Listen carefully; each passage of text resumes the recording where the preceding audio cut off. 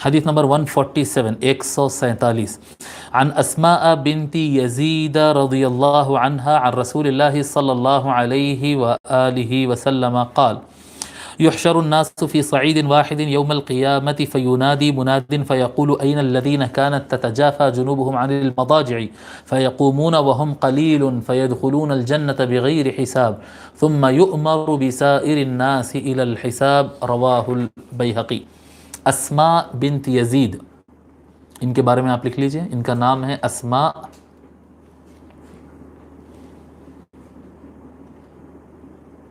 بڑی زبردست شخصیت تھی یہ، اسماء بنت یزید. اسماء بنت یزید، یہ یزید نام قدیم زمانے میں اچھا تھا، آپ تعجب نہ کریں کہ بھی نام یزید کیسا تھا. کہ سن 60 ہجری کے بعد سے اس کا استعمال کم ہوا، یعنی کربلا کے واقعے کے بعد یہ نام کو لوگ کم کرنا شروع کیے، تو اس کے بعد ایک 2-3 صدیوں تک پھر چلا بھی وہ.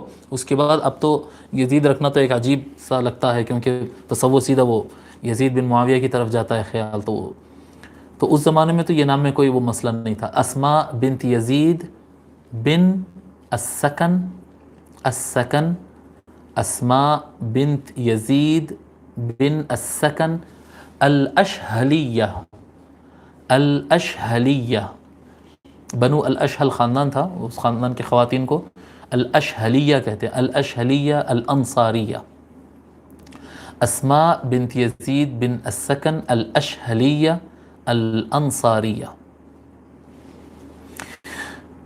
ہجرت کے پہلے سال آپ اسلام قبول کیے، جب حضور صلی اللہ علیہ وسلم مدینہ شریف آئے تو اسی سال آپ جو ہے اسلام قبول کر لیے. اور آپ کو بہت سارے محدثین آپ کے بارے میں لکھے ہیں کہ آپ خواتین کے اسپیکر تھے، خواتین کے اسپیکر بھی تھے، خواتین کے اسپوک پرسن بھی تھے. خواتین کے درمیان بھی یہ بہت زیادہ بولتی تھی، اور خواتین کی طرف سے حضور صلی اللہ علیہ وآلہ وسلم سے اگر کچھ پوچھنا ہے، بولنا ہے، ایون پروٹیسٹ کرنا ہے پروٹیسٹ بھی کرتے تھے. تو یعنی سوال کرتے تھے کہ یا رسول اللہ یہ تو سارا مردوں کے لیے ہو گیا، ہمارے لیے کیا ہے پھر؟ پورا تو جو ہے یعنی ایک مرتبہ ایسا ہو گیا کہ یا رسول اللہ یہ تو پورے مسجد نبوی میں تو اتنا زیادہ مردانہ بیٹھتا، تو ہم سوال بات چیت وغیرہ نہیں کر سکتے.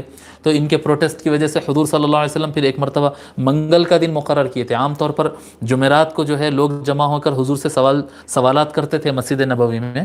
تو دوسرا ایک دن منگل کا دن مقرر کرتے جس میں صرف لیڈیز آنا اور ان کے سوالات کا ٹائم. تو یہ جو حضور کے پاس نمائندگی کرتے تھے نا خواتین کے ساتھ، گروپ تو سارا آتا تھا لیکن بات کرنا سب کو نہیں آتا، تو انہوں تھے اسپوک پرسن خواتین کی طرف سے. بہت ڈیر خاتون تھی، بہت ڈیر خاتون تھی. اور جنگوں میں بھی آپ نے شرکت کیا، 2 جنگوں میں. یعنی حضور صلی اللہ علیہ وسلم کے زمانے سے جنگوں میں خواتین جاتے تھے، شریک ہوتے تھے. بہرحال ان کے جس کی جو کیپیبلٹی ہوتی وہی کام کرتے تھے. ضروری نہیں کہ ہر کوئی تلوار لے کے میدان میں سامنے آ جائے، ہر ایک کی کیپیبلٹی الگ ہوتی ہے. لیکن بعض خواتین میدان میں بھی آئی، یہ بھی زمانے رسول صلی اللہ علیہ وآلہ وسلم میں ہوا ہے. اور یہ خاتون بھی جو ہے جنگ خیبر میں بھی آپ شریک رہے، اور بعد میں آقا علیہ الصلوۃ والسلام کے بعد جنگ یرموک جو ہوئی تھی، یرموک روم سے جو لی گئی تھی جنگ، اس جنگ میں بھی آپ شریک تھے. اور آپ کا کارنامہ یہ تھا، نہ صرف اس جنگ میں آپ شریک رہے بلکہ روم کی جو آرمی تھی اس میں سے 9 سولجرز کو آپ نے قتل بھی کیا تھا جنگ میں شریک ہو کے. تو اسماء بنت یزید رضی اللہ تعالیٰ نے جو ہے رضی اللہ تعالیٰ عنہا، یہ ایک بہت خاتون صحابیات میں بہت اونچا نام اور بہت طاقتور پرسنالٹی اور بہت زبردست شخصیت تھی. تو آپ کے وصال کے بارے میں غالباً لکھے ہیں اس طرح سے، یعنی یقینی طور پر نہیں لکھا گیا ہے، بعض محدثین نے لکھا ہے کہ غالباً آپ کا وصال 69 ہجری کو ہوا، 69 ہجری کو آپ کے وفات ہوئی ہے. تو اسماء بنت یزید رضی اللہ تعالیٰ عنہ کہتی ہیں کہ رسول اللہ صلی اللہ علیہ وآلہ وسلم نے ارشاد فرمایا، یحشر الناس فی صعید واحد یوم القیامہ، سارے لوگ ایک ہی میدان میں کھڑے کر دیے جائیں گے قیامت کے دن. سب کا میدان محشر، سب کو لا کر کھڑا کیا جائے گا قیامت کے دن ایک ہی میدان میں. 2 الگ 3 الگ میدان نہیں ہوں گے، پہلے والوں کا حساب ہوگا بعد میں والوں کا نہیں. جتنے ہیں آدم علیہ السلام سے لے کر قیامت تک کے جتنے لوگ ہیں سب کے سب ایک میدان میں کھڑے کر دیے جائیں گے. فَيُنَادِي مُنَادٍ، پس آواز لگانے والا ایک آواز لگائے گا. فَيَقُولُ، وہ کہے گا، أَيْنَ الَّذِينَ كَانَتْ تَتَجَافَى جُنُوبُهُمْ عَنِ الْمَضَاجِعِ، کہاں ہیں وہ لوگ جن کے پہلو، یہ سائڈز ہوتے ہیں نا پہلو، جن کے پہلو بستر پہ ٹکتے نہیں تھے، بستر پہ لیٹنا چاہیں تو ان کے پہلو اجازت نہیں دیتے، ان کو آرام نہیں ملتا تھا بستر پہ، بستر ان کو کاٹنے آتا تھا، وہ اٹھ جاتے تھے۔ کیوں؟ فیقومون وہم قلیل، وہ کیوں اٹھ جاتے تھے؟ وہ اس لیے اٹھتے تھے کہ وہ رات میں ان کو تہجد پڑھے بغیر یا اللہ کی عبادت کرے بغیر، قرآن پڑھے بغیر ان کو سکون نہیں ملتا تھا۔ اللہ تعالیٰ قرآن کریم میں فرمایا اللہ الذی جعل لکم اللیل لتسکنوا فیہ، اللہ تبارک و تعالیٰ نے تمہارے لیے رات بنایا تاکہ تم اس میں سکون پاؤ۔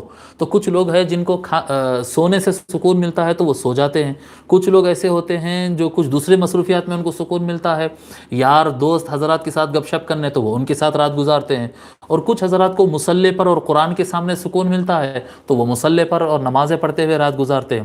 تو وہ لوگ جن کو بستر پہ آرام نہیں ملتا اور ان کو مصلی پر اور اللہ کے ذکر میں آرام ملتا ہے، کہاں ہیں وہ لوگ؟ کہاں ہیں وہ لوگ جن کے بازو ان کو بستر سے جدا کر دیتے تھے اللہ تعالیٰ کے ذکر کے لیے، ان کو آرام نہیں ملتا تھا بستروں پر؟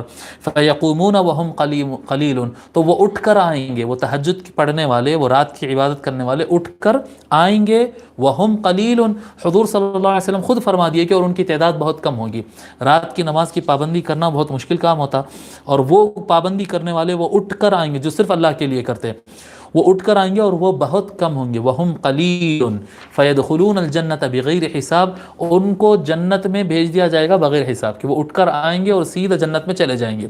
ثُمَّ يُؤْمَرُ بِسَائِرِ النَّاسِ إِلَى الْحِساب، پھر اس کے بعد باقی میدان میں جتنے لوگ کھڑے رہیں گے ان کو ساروں کو کہا جائے گا چلو اب حساب کتاب دینے کے لیے۔ تو جو تہجد کی پابندی کرتے ہیں، اگر اللہ تعالیٰ کا کرم ہو جائے تو وہ اللہ تعالیٰ کے حساب سے ہی بچ جا سکتے ہیں قیامت کے دن۔ اس حدیث کو امام بیہقی نے روایت کیا ہے۔